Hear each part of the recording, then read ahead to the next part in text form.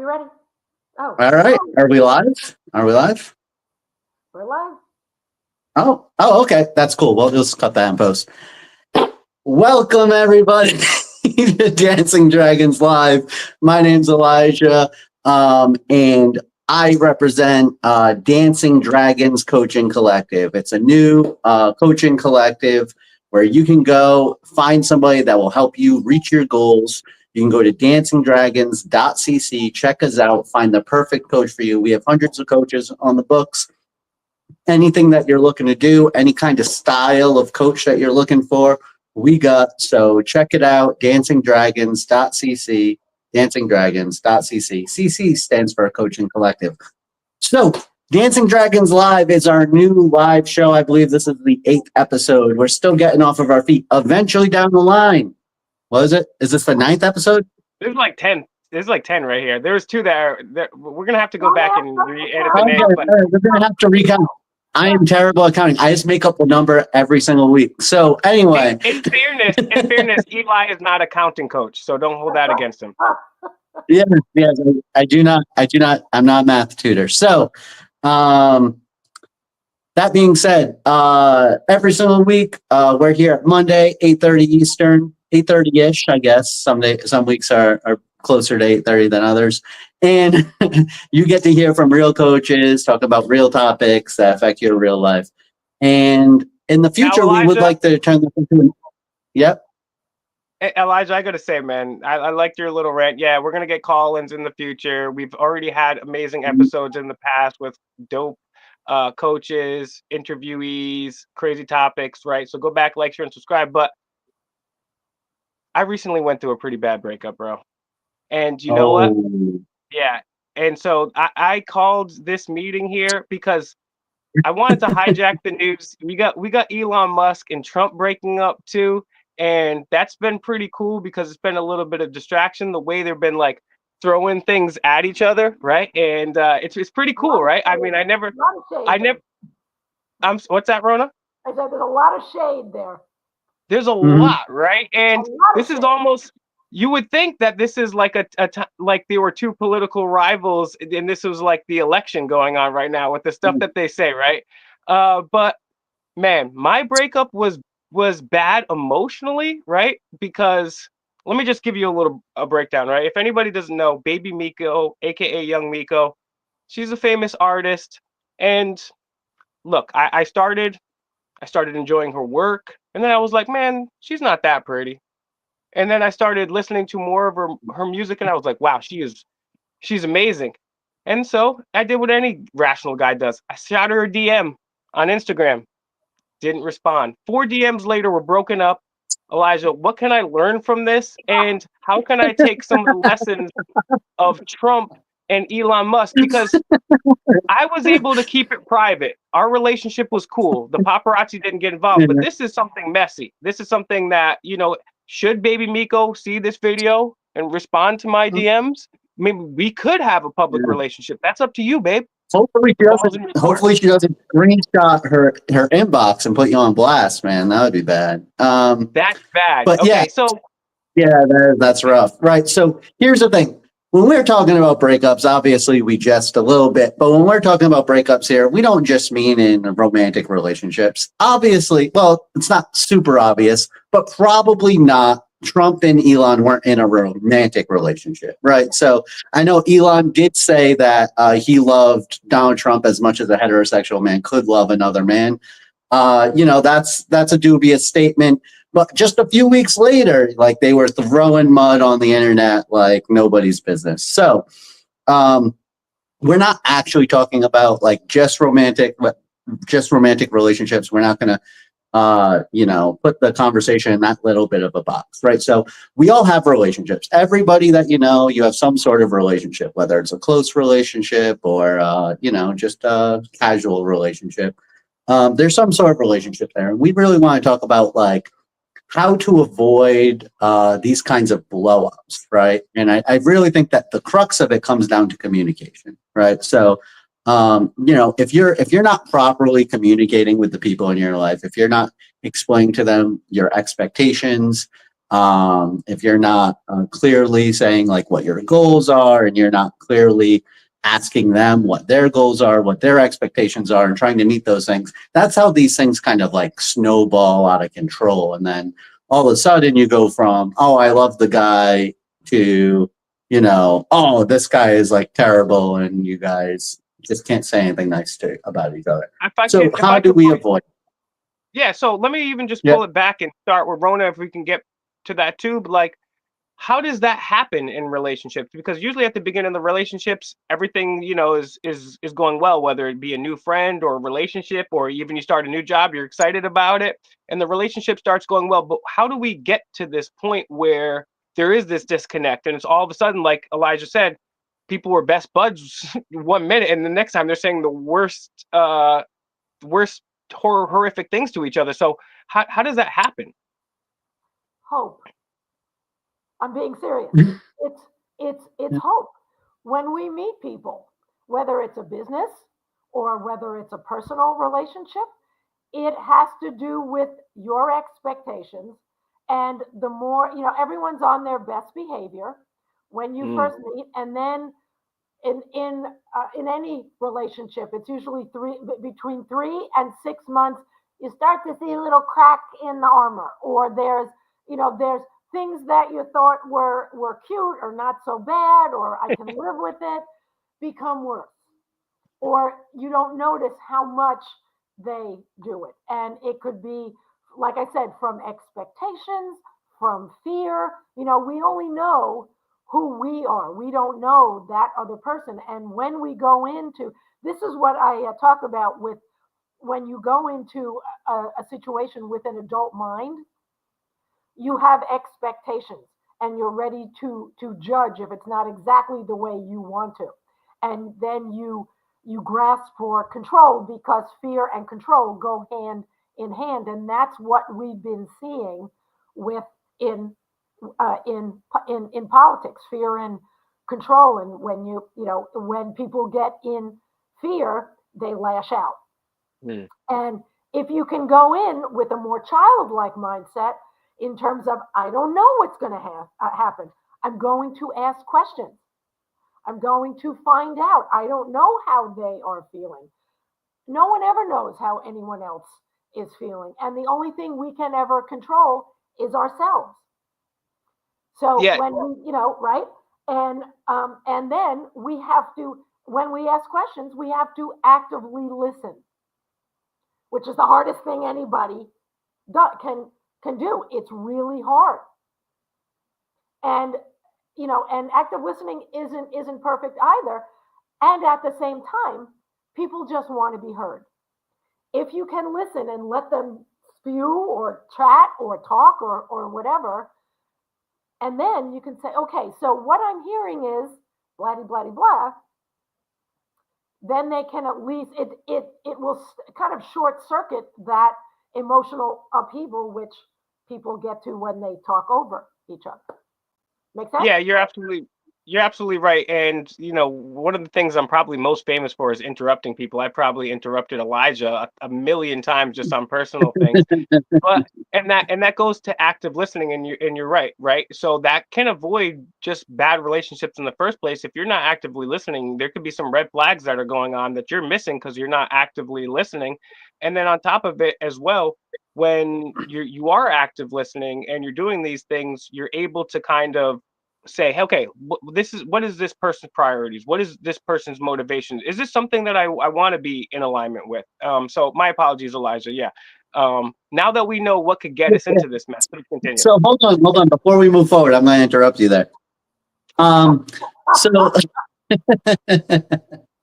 I do want to kind of go on this little bit of a tangent here, because I really like how Rona brought up expectations, and really that is, I think George Carlin said that that at the core of every jaded person is just a disappointed optimist, right? And so I think expectations are really an important thing to understand. I'm just going to say this, and again, this is half in jest. I'm kind of a fan of arranged marriages. Now, so hear me out, right? India has the most arranged marriages in the world, and they have the lowest divorce rate, right? By far. It's like less than 1% or something like that. Now, I'm not saying every single marriage in India is like hunky-dory or whatever, right? But what I am saying is that there is this kind of like concept in India where it's like when you get married and it's an arranged marriage, you don't have any expectations. The only thing that you're hoping for is that the person is a normal human being. Like you're just like, please be a normal human being. Please be a normal human being. So the bar is set extremely low. Yeah. I was like, where is Elijah going with this? You're losing me. You're losing me. Okay, gotcha. Okay, we landed the plane. Okay, that makes sense. The bar is set extremely low. And it actually, I think it makes for a better starting point in a marriage, right? Where it's like, you're just happy when the person does normal things. You don't have these expectations of some Prince Charming or some, I don't know what the equivalent for women is, but like, you know, you don't have like these expectations of like super mom or whatever. You're just like, just don't smell bad, you know, like chew with your mouth closed, and you're happy, you know. Yeah, and you know, in the play business, we say expectations are the thief of joy. Absolutely, yeah, good point. Yeah, okay. and I think that's true. And so I'm not suggesting anybody go out and get an arranged marriage. I would suggest that you look into them because there's some really cool stuff. There's actually a movie called Namesake that that kind of explores this subject a little bit, but I think it's on Netflix. It's a pretty good movie.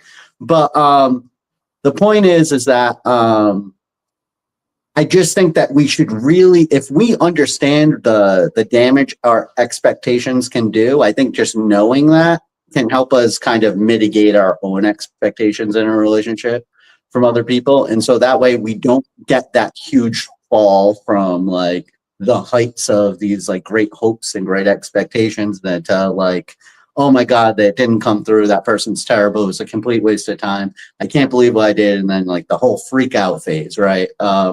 So I do think that that is something that's very important. I wanted to highlight it. So sorry about the long tangent. We talked about India a little bit. Go ahead, Will. If I could just get a quick word from you both, just to keep it brief so we can stay on the topic. But what would you say people do regarding setting expectations? Rona, if you want to start. Well, I'll go back to the word that I first used. I think you can be hopeful that it'll be a good marriage or that this date's going to go well.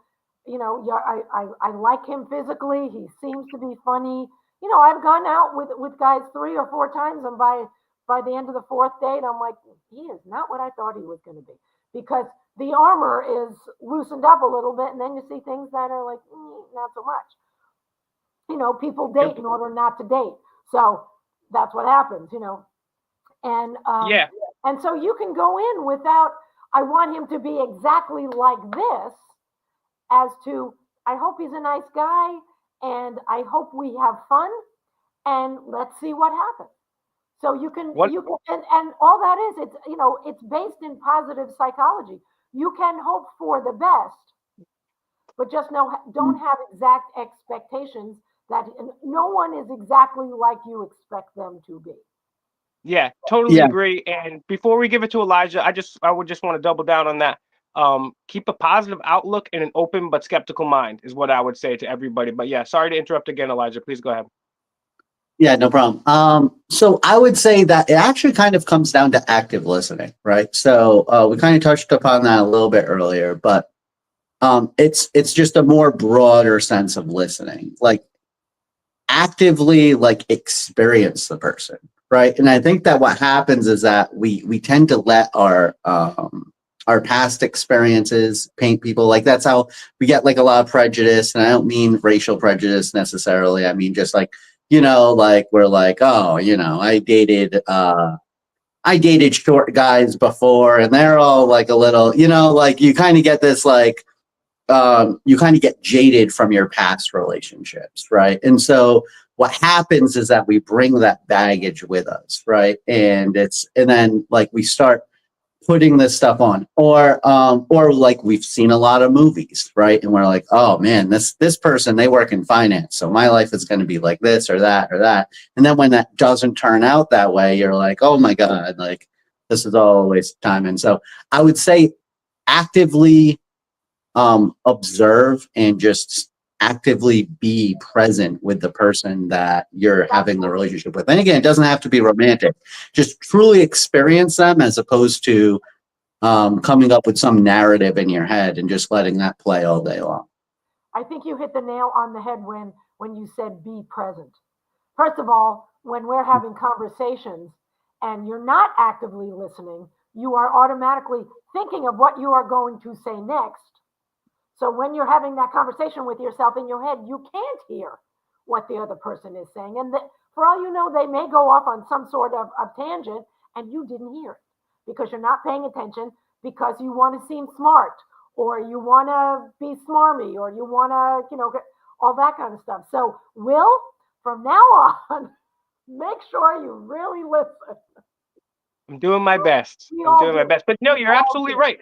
It's just just human nature, right? Because we wanna be heard, like you said earlier, and it's a really difficult thing to sit there. And I think I like the way that Elijah phrased it. Experience that person, realize like, and actually, I'm gonna take that from this episode is because like, wow, what a beautiful thing it is to even meet other people. This is a whole other person, and like they have a whole different perspective, a whole different background. What a beautiful thing it is that I get a chance to meet like different people. So that's really cool. So thanks for phrasing it that way, Elijah. And yeah, Elijah, we've derailed you like 7 times. Let's get into what's the next topic point here on this whole breakup situation? Yeah. So I guess we'll go with all right. So you have this like established relationship now. We know to not like put expectations on the other person or try not to. Well, obviously we're going to, right? We understand to like, to understand that that's a part of it. And so we can kind of taper that off a little bit. So then what happens exactly when there is a breakup, right? There's a falling out of sorts, right? How do we manage that? How do we mitigate any like the fallout from that kind of thing? So let me throw that over to Rona. Like, what are you thinking? That's a very broad statement, broad issue, because are you talking about people who are getting divorced, or are you talking about two work colleagues who aren't getting along? There's a totally different way of handling it. Both. We're talking about both. I would say that there's probably minutia for both of them that would be totally different, but I do think that there is some cross section there. So that's why I I'm going to bring up the Thomas Kilmann conflict management model. Oh wow! Yes, it's actually a thing, and I have to put my glasses on so I can explain. So you are, if you are in an argument, disagreement, and first of all, most arguments / disagreements are because of misunderstandings. More so because there is not good communication, because there's no critical thinking. They're not asking questions, and their emotional intelligence is down in the dumps because emotions take over. I always and Rona, before you go on this, this is just like a little prefix to this here, because I've done this with Elijah, I've done this with a number of my friends. We'll be going back and forth discussing the whole thing, and then we'll be like, well, what does morality mean to you, or what does aggressive or submissive mean to you, right? And come to find out, we just spent 2 hours arguing over something that we didn't understand what that term is. So I would say, even before what you're saying, which I think is very important. So guys, like, share, and subscribe. And this information is really important because this can help you in all manner of life. But also, like, it's important to define your terms that you're talking about, because a lot of times, you could spend a lot of time on people who think the same word means something totally different. Yes, and you just showed good emotional intelligence and good critical thinking because you asked the question before, or you should ask the question, what exactly are we talking about? So I know whether or not I'm going to argue with you. Yeah, so exactly. in a nutshell, I will try to make this really short. Take your time, Rona. In the Thomas Kilman model, and I am cheating. I'm looking at a cheat sheet. So on the vertical axis, it's low and high assertiveness, and the horizontal, it's what you're cooperative or you're not cooperative. So if you avoid, there's the avoiding section. People who do not want to talk about this, they will do anything. They'll nod their head in agreement just to shut you up, or they'll be like on their way out. I can't talk to you. That is low cooperation, low assertiveness. There's the accommodating, where they are, if everybody wants to go out for Chinese food and you really want Indian, that's high cooperation, low assertiveness, because all that's going to do is make you resentful because you were really looking forward to some samosas, And one more thing, guys, one of the things that is my favorite about Indian food. Okay, I'm gonna save that joke for later. That was a non-starter. That was a non-starter. I'm a big fan of samosas. Get it? Non. Yeah. Indian's my favorite. Okay, sorry. Yeah, Indian's my favorite cuisine, actually. Me too. Okay, and I'm getting hungry. All right, let's go, Rona.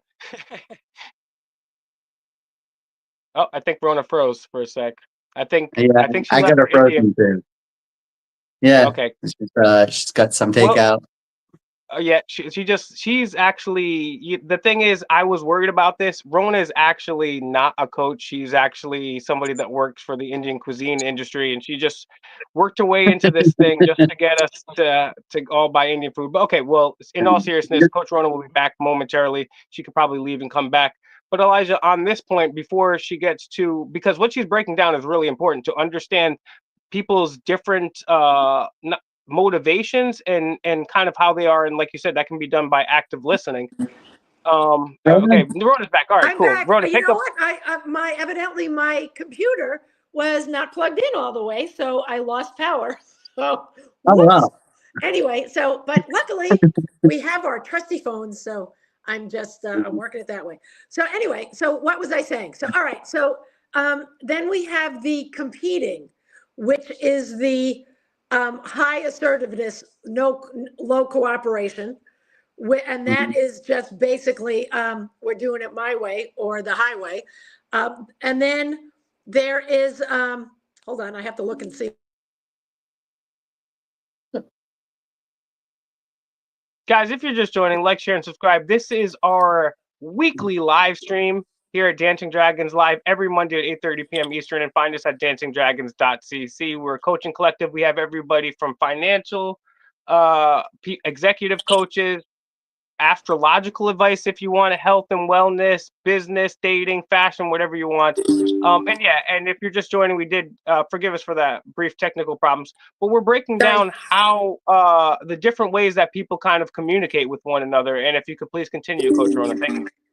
Okay, so so we were, and where you want to be is, right in the middle of all of those different choices. You want to have mid-range assertiveness. You want to have mid-range cooperation. I forgot what the other word was already.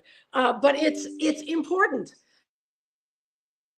Mm-hmm. All right, Coach Rona's. But I'm going to summarize, and Coach Rona will castigate me afterwards. Okay, for my terrible summary. All right. It's about compromise. Bottom line is, it's about compromise. Yeah, you want to be able to stand up for yourself and have the ability to compromise at the same time. Go ahead, Elijah. Yeah. And so, Coach Rona, I think that you might have cut out there a little bit when you were saying that the people that are assertive and they compromise, right? So that was like playful people, right? It was playful. Yes, you want to be able to have you want to be compromise whenever you can, so that you have a win-win situation. Mm-hmm. Know what you're willing to give up, know what you're willing to, what you can live with in any kind of a relationship. Yeah, exactly. And so there's a pretty famous example now. I think Jordan Peterson talks about it quite a lot, where it's like rats, they love to play, right? And so, and the way that they play usually is by wrestling. And so, rats vary in size quite a bit, right? So like sometimes you'll have rats that are like you know, a good 50% bigger than the other rat. And so if they're wrestling, the bigger rat will always win, right? It's just, but what happens, what rats understand is that if they just dominate the other one all the time, then those smaller rats won't play with them anymore, right? Because it's not fun for them. It's not a game. So rats actually let the smaller rat win like 30 to 40% of the time to keep it interesting, right? To keep the relationship going, right? And so it's kind of like this interesting kind of like compromise. And like, I can relate to my own life. Like nobody will play me in board games anymore because they're so used to me winning. There's like, I'm not going to play this bad in board games. Right. And so now I don't get to play board games ever. I love them. So, okay. Yeah. Shut up.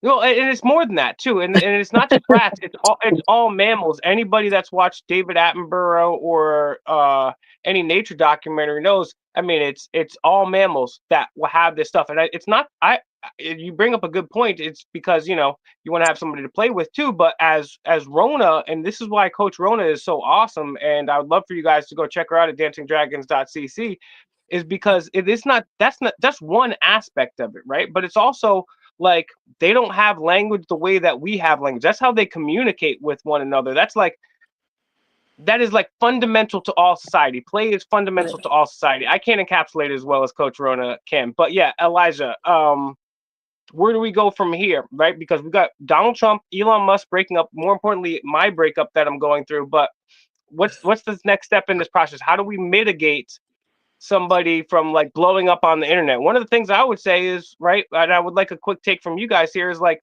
I wouldn't put all your business online, right? I mean, it's okay to have some business, but like, you don't have to put it all online, right? Well, that's my take. What do you guys think?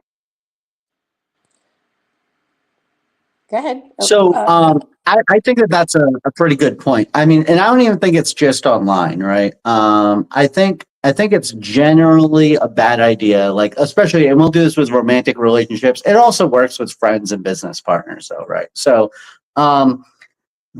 like when a bad breakup happens, well, your actions are obviously going to dictate how bad of a breakup that is, right? Like you can stop the bleeding, right?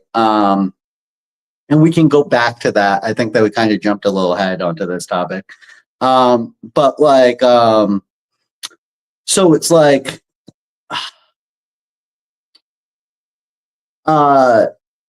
okay, if you're online and you're in public or you're talking to your friends and you're saying all this terrible stuff about the person that you were just dating, what's that really say about you? And just think about that. Like, think about, it makes you come off very badly. It doesn't even matter like what the scenario is. It really does make you come off badly. Now, I mean, maybe your friends are going to gaslight you and they're going to be like, oh yeah, it was all his fault. You know, like you go like they're, you know, but behind your back, they're probably talking to each other and being like, yeah, that was a rough situation. I can't believe she let it get that bad. Like, you know, because so I'm not saying don't talk to your friends, right? And if you're telling the truth, tell the truth. What I'm merely suggesting is that you don't have to air all of your dirty laundry, and it doesn't. And a good way to stop and think is, how does this come off? And I think even when you are telling the truth, it can come off pretty bad. Like it looks bad on you. And again, even with like using the Trump and Elon Musk thing, the things that they're saying about each other are so horrible. But just a couple of weeks ago, they were like best friends. They're saying the most amazing stuff. Like literally just like, I think it was less than 2 weeks ago, they had the whole ceremony where Elon Musk left. And like, I think Trump called him like a patriot and all this other stuff. And so, so it's like, now you're saying, Thank you. now you're saying that she's back. All right. Now, Sorry. okay. So, but now you're saying that, you know, oh, this person's a horrible person. Like Donald Trump saying like, oh, like all Elon Musk ever cared about was like the kickbacks he's getting from the government and this stuff. And it's like, well, your knowledge on that didn't change in the past 2 weeks. right? So what you're admitting to is that you were okay with him being like a, an underhanded, like, swamp monster, right? Like that's what you're really saying. If you take 2 seconds to think about it, and that's the same thing. Like when you start like slamming on your ex, and you're like, oh, that person, he's so terrible, he's this or that, and it's like, well, you dated him for 3 years, so like you were okay with that. I mean, that was the closest person to you for 3 years. And so just think about that. And I think that it will give you a little bit of pause before you go into that. And by the way, when you refrain from doing it, it might make the other person refrain from clapping back. Right. So an eye for an eye makes the whole world go blind. It's taking the high road.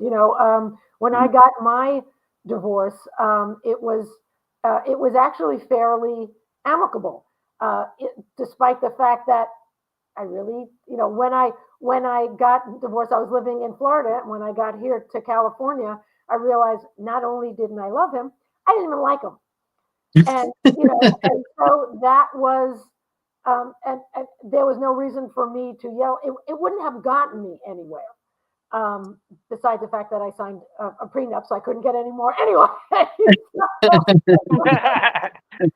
And I did talk to lawyers, but I was SOL. Anyway, so yeah, and it doesn't. It takes a lot to get me that angry if someone is being unreasonable and is not.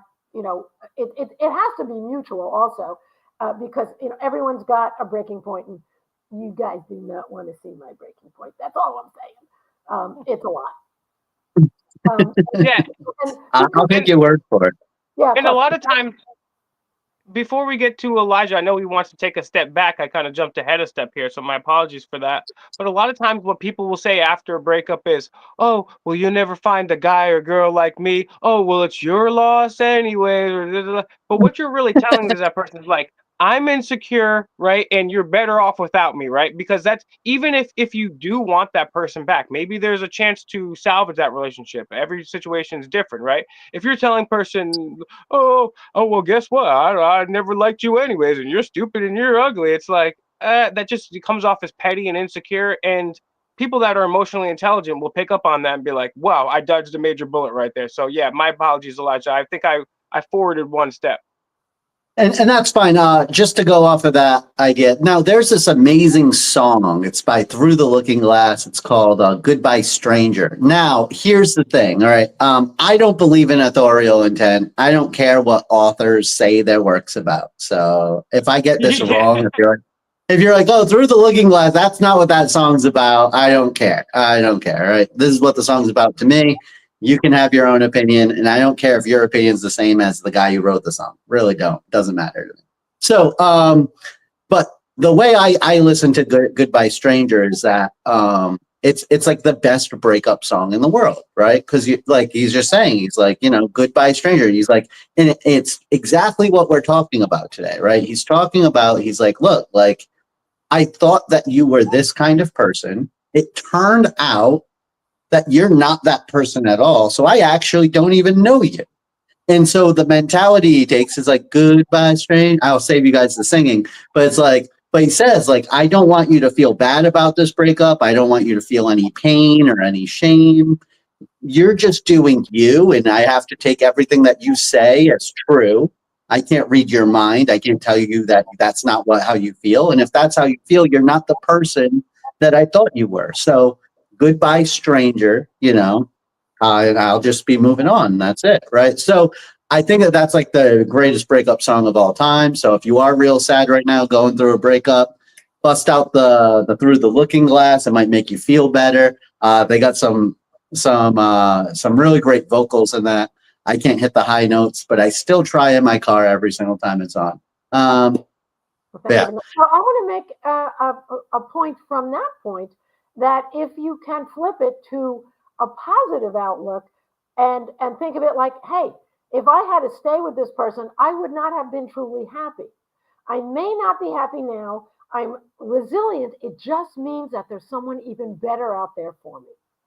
Yeah, and that you can apply that to any situation. Absolutely. Sometimes you could get fired from a job, you could lose somebody, and then when you go back and you always need to, I would say, immediately prime yourself to look for that silver lining within the cloud. Yeah. Because man, I look back on my life and I'm like, wow, what if I would have stayed with her? That would have been terrible. Imagine if I would have had that job. I would have never met this person, never had that experience. So yeah, there is a silver lining in everything, even if it is something extremely negative, and that's why keeping hopeful expectations is a very important part. So yeah, totally It's agree like with you. And, there's, and, go ahead, Eli. yeah, go ahead.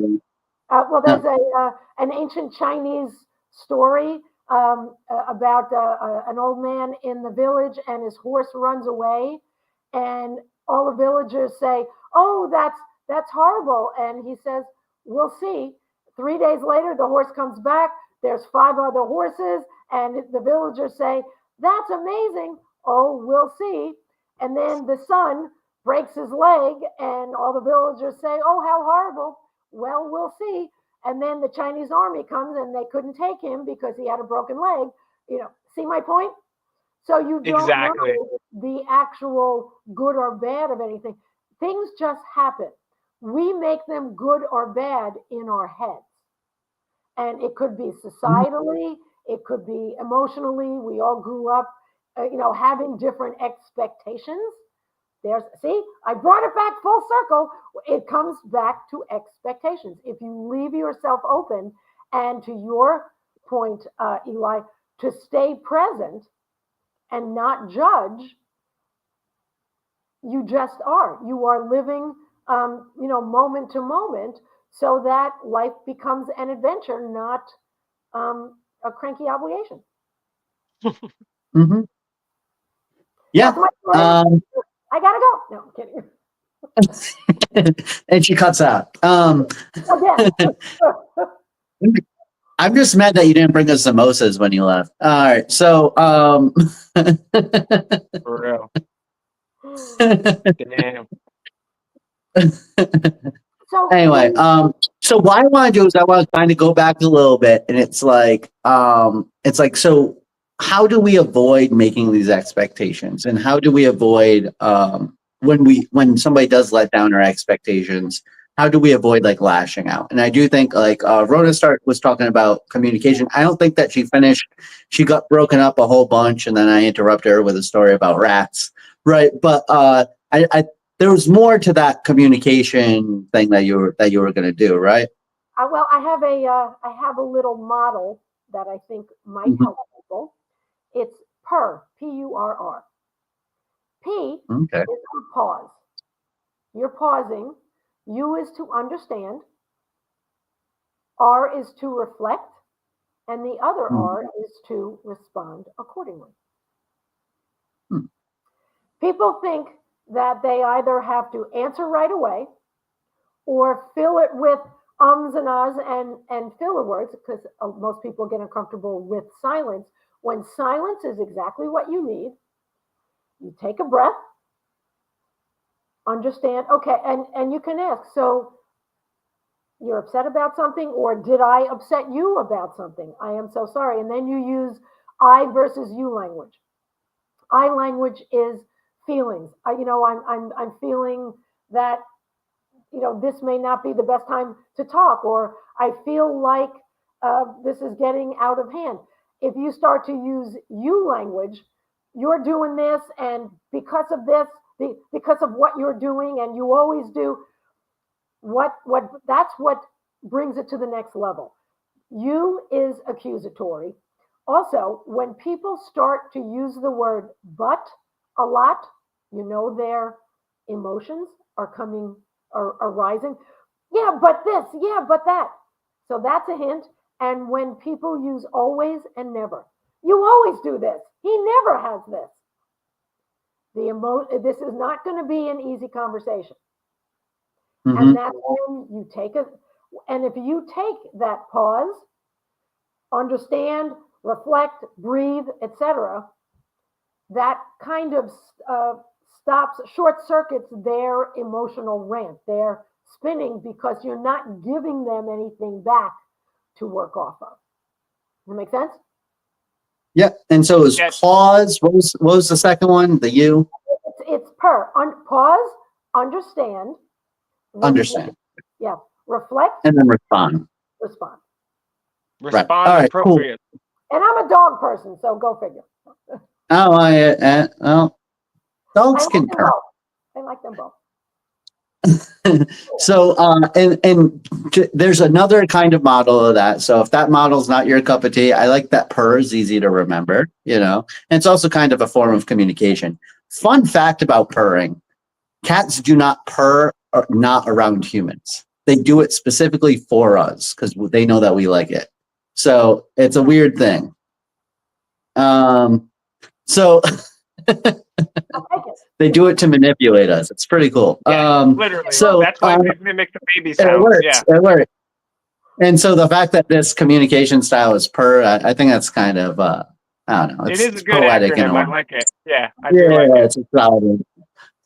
This is nonviolent communication. I don't think that there's a good acronym for this, not like PER, but it's a similar kind of style. Nonviolent communication's been around for decades now. There's a book that you can read called Nonviolent Communication. I never remember authors' names. My bad.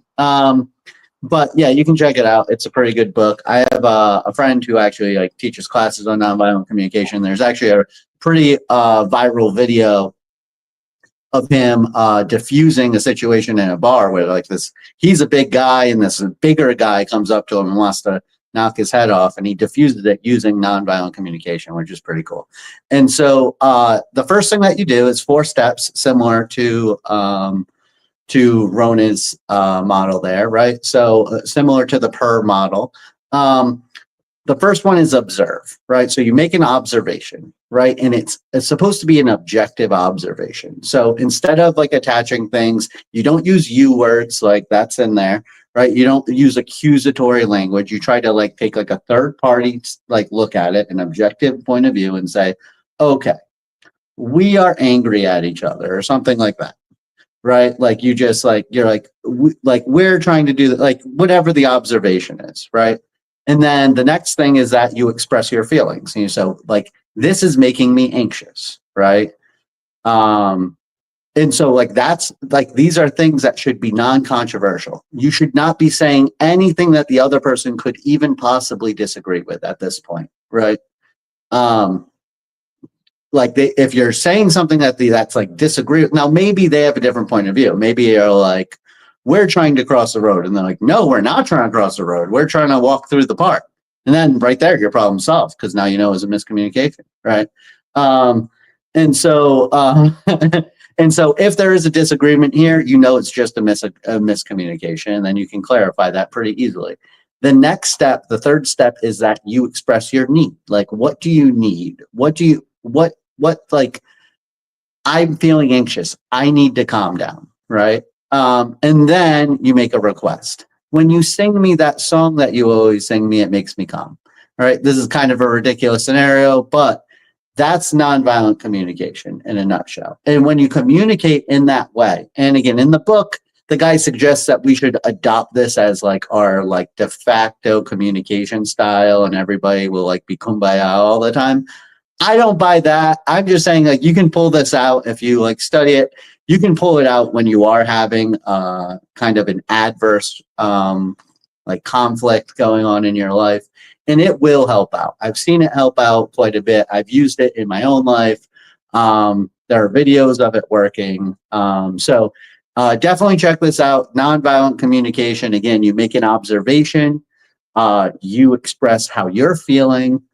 You express what you need, and maybe what they need. You can also say you can even ask them during the feeling stage. You can even be you seem upset. Is that correct? Right? And then you can say, I think that you need this, right? So you can do it in the reverse too, but then so you express the needs and then you make a request, right? And so it creates a clear path forward afterwards.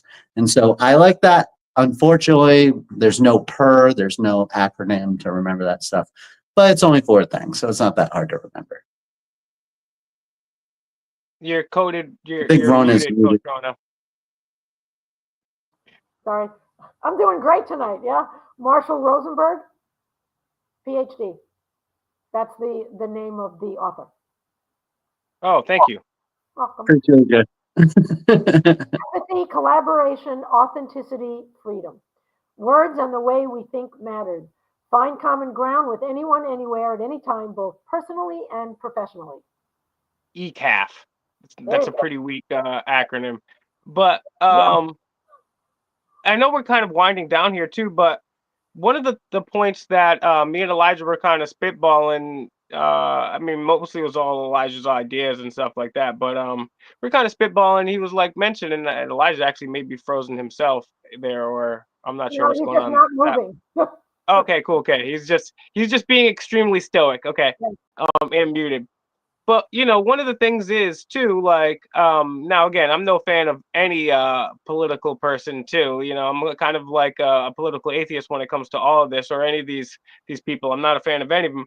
But I mean, like Trump, from what I know, and maybe you guys can correct me if I'm wrong, but Trump didn't like the fact that his buddy Elon spoke out about his bill, right?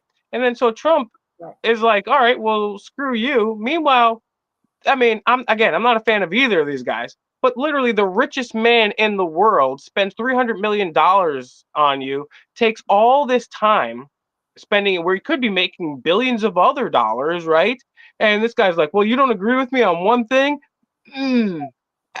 Right. So, and that goes to the expectations too when it comes to these relationships too, and also active listening to see where these people's priorities are. But what would you say? I mean, and then also, what would you say to that in general? But then also, like, how many things would you guys say? Like, okay, well, I don't agree with this person on that. I totally agree with this person on that. Like, how? Like, what do you think the balance in a relationship should be? First of all, I would make one assumption in my normal day to day is that the person that I am dealing with is psychologically sound, and that you mentioned may not be quite in that ballpark. That's all I will say because I don't. And then it's I think it's if you have low emotional intelligence, nothing, it's just not going to work. Emotional intelligence can be an oxymoron because the more emotions go into it, the less intelligence people, Good take point. away. So you have to be self-aware. Martin Seligman. That's his. He's like the godfather of emotional intelligence. You have to be aware of your emotions, how your emotions are affecting the other people, person or people, and they have to be aware as well, both for themselves and other people. And if that doesn't happen, it's going to be hard.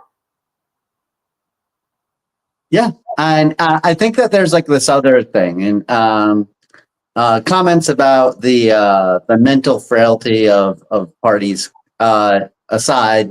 I think that we all are governed by emotions, right? And sometimes we're not thinking clearly, right? Now, I think that before Trump made statements, if somebody had like brought that up and been like, "Look, I understand you're very frustrated with what Musk is doing right now, but I mean, he has helped you out a lot. I mean, he has at least tried to help you out a lot, right? So maybe you don't get so mad." And that might have calmed him down. And he might have been like, all right, I'm not going to throw this stone. And then things don't escalate out of control, right? But like, I think that we can all kind of look at that and just like, I don't think that people really realize sometimes how much other people mean to them. And I think that if you really take time out of your life to think about how important the relationships in your life are to your happiness and your well-being, it's just like, it's really amazing, right? So it's like, and it's like even just, like I had a roommate before that like barely ever paid the rent on time, right? Barely ever. I always had to cover their side of the rent, right? And they struggled with addiction and other things, right?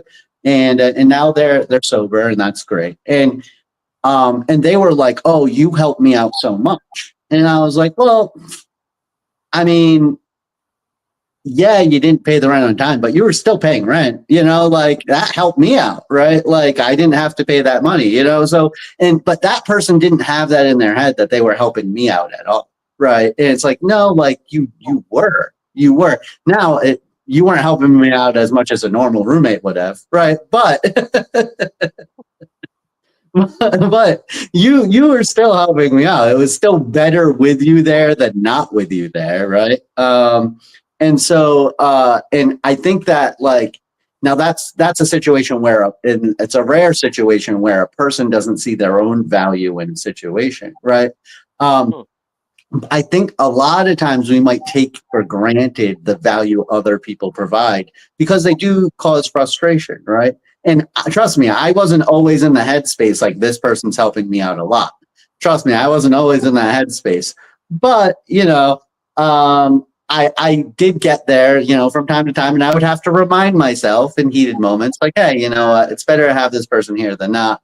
I know I'm helping them out, but they're helping me out. And if you have that mentality, especially in high emotional senses, and you kind of get a little zen with it, and you calm yourself down, and you're like, okay, like let me like really try to parse this out. I think that cooler heads will prevail in those instances. I really do. I think that's like a big thing. And I don't think that Donald Trump was thinking about how much Elon Musk has helped him. And I don't know how much Trump has helped Elon Musk. Maybe there's some debate about that. Don't want to get into the politics of that. But I just think that overall, if people thought about like how much those people had meant to them while they were thinking about saying these things, they probably wouldn't have done it, right? But cooler heads didn't prevail, which gives us tons of entertainment and allows for us to play off of that for this week's episode of Dancing Dragons Live. Which, by the way, if you haven't liked and shared the video, do it now.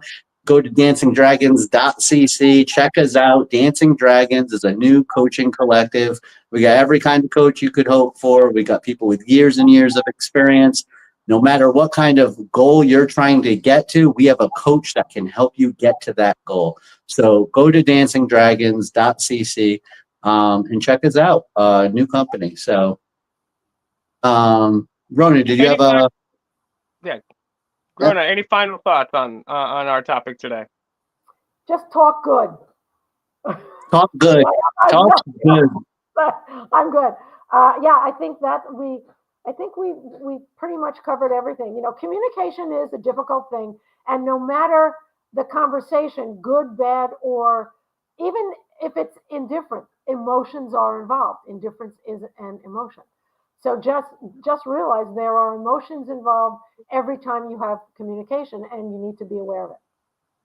Yeah, and you know what, guys? I joke and tease all the time, like how disappointed and stupid Elijah is, but I truly do love Elijah. I mean, just the other day we were talking about something, and I was so mad. I was like, how can this guy think this? This guy is so cooked, and he was thinking the same thing about me. But it's cool because one of the things that I like about Elijah, and I have only a few other friends like this.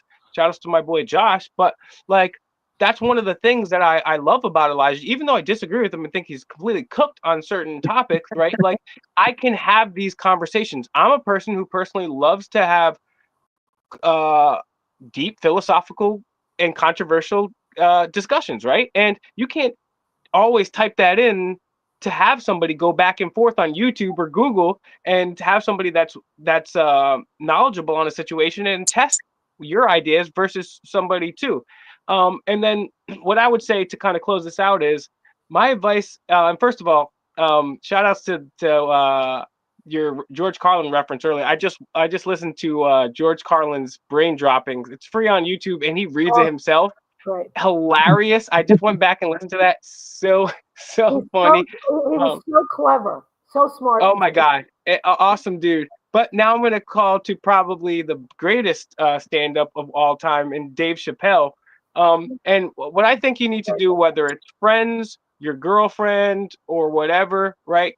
Like I said, try to keep it off social media. But if you guys are having a problem, you call remember the Mad Real World with Dave Chappelle?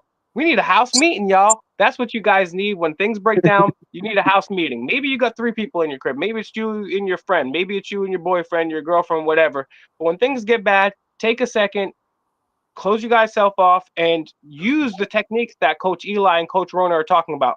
Be that active listener, really experience that person for what they're saying, try to understand what they're saying, their motivation, and like you said, repeat it back to them in a way that they can either agree or disagree with, and then define the terms, and then say, hey, look, these are my expectations, these are my goals, and then you guys can see if you align with it, right? So I really hope you guys love this episode today, because we did have a couple technical difficulties, but I think that being said, there's a lot of really powerful information, and quite frankly, like, that's what the whole world is about, is these different relationships, and a great way to mitigate some downsides and maximize being your best self and getting the most out of your relationships is checking out DancingDragons.CC. Maybe you're just a dude that wants to make the most out of life and climb up the executive ladder and be super rich and hire me as a consultant. It's fakemikerealnews@gmail.com if you want to do that. Maybe you've already attained that level of supremacy. Maybe you want to get a guy or a girl. We have coaches that are ready to do that. Maybe you're super dope and you're working too much and you haven't had time to eat properly, or maybe diet properly, or maybe exercise. We have wellness coaches. We have coaches for everything. This is a one-of-a-kind collective here. It's, you can't find it anywhere else in the world. So check us out at DancingDragons.CC, DancingDragons.CC, and stay tuned next Monday night at 8:30 p.m. Eastern. Elijah, what's our... Oh, I think our topic for next week, unless it gets preempted, is how to get what you want without being a Karen. And this is something that is really, really important, because a lot of times people don't want to speak up to themselves. I'm not going to tease too much, but stay tuned. It's going to be a very controversial topic again next week. So stay tuned, guys.